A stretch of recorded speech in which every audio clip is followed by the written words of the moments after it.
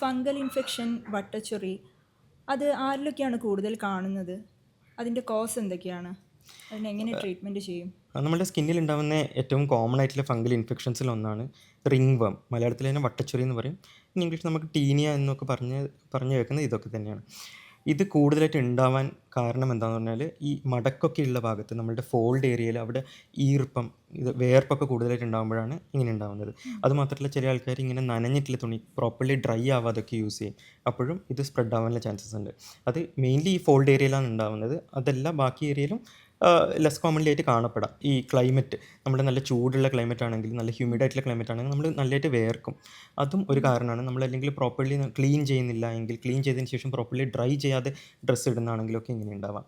പിന്നെ നല്ല അമിതവണ്ണമുള്ള ആൾക്കാരിൽ അല്ലെങ്കിൽ ഡയബറ്റിക് ആൾക്കാരിൽ ഇത് കുറേ കൂടുതലായിട്ട് കാണും. അത് ട്രീറ്റ് ചെയ്താലും പെട്ടെന്ന് മാറണമെന്നില്ല.